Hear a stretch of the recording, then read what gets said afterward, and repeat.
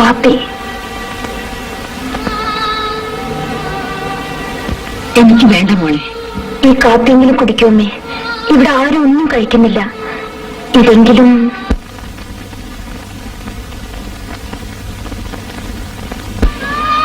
നീ വന്ന് കയറിയപ്പോ എനിക്ക് നിന്നോട് വെറുപ്പായിരുന്നു. നിന്നെ എനിക്ക് മനസ്സിലായില്ല മോളെ. അതുകൊണ്ട് എനിക്ക് അമ്മയോട് ഒരു വിരോധവും തോന്നിയിട്ടില്ല. ഇന്നലെ രാത്രി രഘു വന്നു? ഇല്ല, ഇന്ന് പുലർച്ചയ്ക്കാണ് വന്നത്. അച്ഛൻ പോയല്ലോ. എന്നിവിടെ ചോദിക്കാനും പറയാനും ആരിയിരിക്കുന്നു? പാവപ്പെട്ട നിനക്ക് കിട്ടിയത് എന്റെ മകനെയാണല്ലോ. ഇനി അതൊന്നും പറഞ്ഞിട്ട് കാര്യമില്ല. അവനെ നേരെയാക്കേണ്ടത് ഇനി നീയാണ്.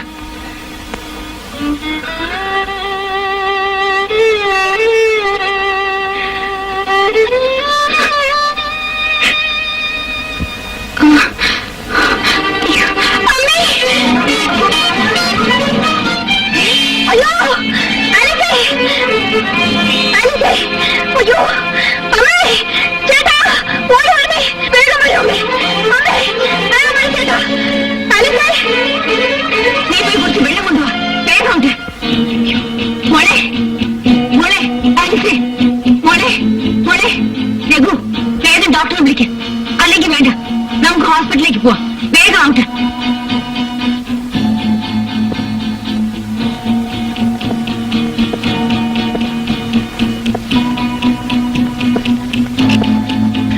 എങ്ങനെയുണ്ട് ഡോക്ടർ? എക്സ്റേ ഉടനെ എടുക്കണം. അത് കഴിഞ്ഞ് എന്തെങ്കിലും പറയാൻ കഴിയും. പേടിക്കണ്ട, എക്സ്റേ എടുക്കാനുള്ള ഏർപ്പാട് ഞാൻ ചെയ്യുന്നുണ്ട്. വീണതുകൊണ്ട് എന്തെങ്കിലും? വീഴാതെ സൂക്ഷിക്കേണ്ടിയിരുന്നു. Because she is pregnant. Don't worry.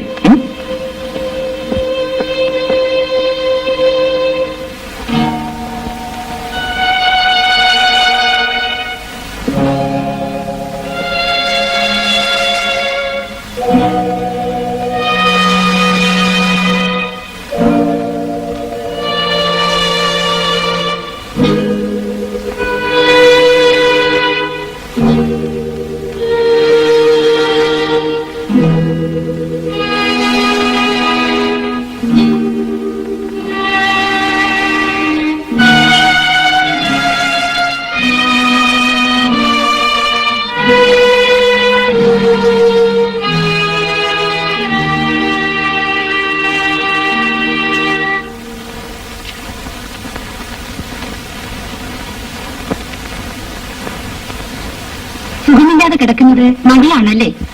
അല്ല, എന്റെ മകന്റെ ഭാര്യയാണ്. എന്താണ് അസുഖം? ഒന്ന് വീണു. എക്സ്റേ എടുത്തതിന് ശേഷമേ എന്തെങ്കിലും പറയാനൊക്കെയുള്ളൂ.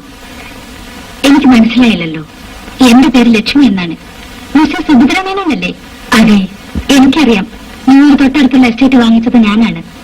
ഓഹോ, അത് ശരി. എന്റെ കാര്യം വാങ്ങിച്ചു കേട്ടു. ഏതായാലും പരിചയപ്പെടാൻ സാധിച്ചല്ലോ. ഇവിടെ ആരാ?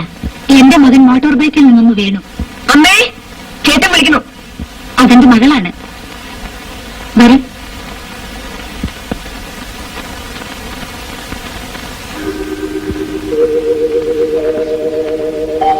അമ്മയുടെ ഞാൻ വിളിക്കാം. കൈ തകർന്നു പോയെന്നാണ് കരുതിയത്. എക്സ്റേ എടുത്ത് നോക്കിയപ്പോ ഒരു ഫ്രാക്ചർ മാത്രമേ ഉള്ളൂ. ഭാഗ്യം. അമ്മേ, ഇതെന്റെ മകളാണ് തുളസി. തുളസി, ഇത് മുരളിയുടെ പെങ്ങളാണ് സീത. ഹലോ. ഹലോ. അമ്മ ചേട്ടൻ അന്വേഷിക്കുന്നു. ഞാൻ അങ്ങോട്ട് ചെല്ലട്ടെ, പിന്നെ കാണാം. വരട്ടെ മോളെ, വരട്ടെ.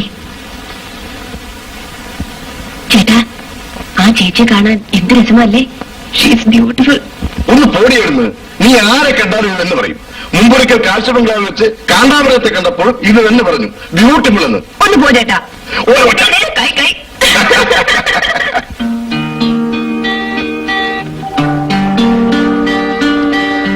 നമുക്കേ വെറുതെ അങ്ങോട്ടേക്കൊന്ന് നടക്കാം. സിംപിൾ ഒരു വാക്കിൽ. ശരി. അമ്മേ, ഞങ്ങൾ പുറത്തുണ്ട്. ചേച്ചിക്ക് ഇഷ്ടപ്പെട്ടു? ഇതൊരു ഹോസ്പിറ്റലല്ലേ, എന്ത് ഇഷ്ടപ്പെടാനാ? എന്റെ ചേച്ചി, എസ്റ്റേറ്റിൽ ഒരു ദിവസം കഴിച്ചു കൂട്ടാൻ വലിയ ബുദ്ധിമുട്ടാ. നാട്ടിലാണെങ്കിൽ എന്തെങ്കിലും ഫംഗ്ഷൻ കാണും, അല്ലെങ്കിൽ ഏതെങ്കിലും തിയേറ്ററിൽ ഒരു മാറ്റിനി, പിന്നെ ചില പൂവാലന്മാരുടെ ശല്യം.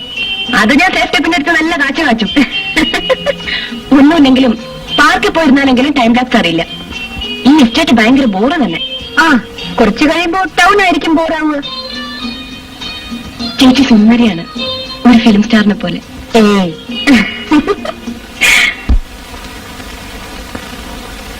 എനിക്ക് അത്യാവശ്യമായിട്ട് ഒരിടം വരെ പോകാനുണ്ട്. ശരി മോനെ, പോയിട്ട് ഉടനെ വരണം. ശരി. ദൂരെയും പോകുന്നില്ല, ഒരാളെ കാണാനാ, പെട്ടെന്ന് വന്നേക്കാം.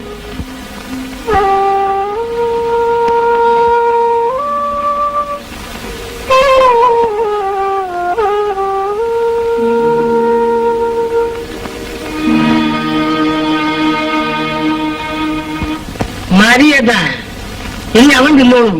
നമുക്ക് എവിടെയെങ്കിലും പോയി എന്തെങ്കിലും പറഞ്ഞോണ്ടിരിക്കാം. ഒരു കുതിരയെ തീറ്റിക്കളി. അവൻ തിന്നട്ടടാ, എനിക്ക് എപ്പോഴും ആരെങ്കിലും തീറ്റിച്ചോണ്ടിരിക്കണം. അവന് തിന്നുന്ന കണ്ടാ മതി എന്റെ വയറ് പറയാൻ.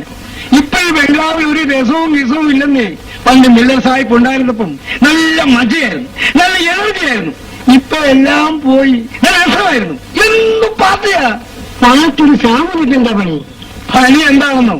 രാവിലെ 7 മോർണിംഗിൽ കിച്ചണിൽ കയറിയാൽ രാത്രി മിഡ് നൈറ്റിലാണ് വെളിയിറങ്ങുന്നത്.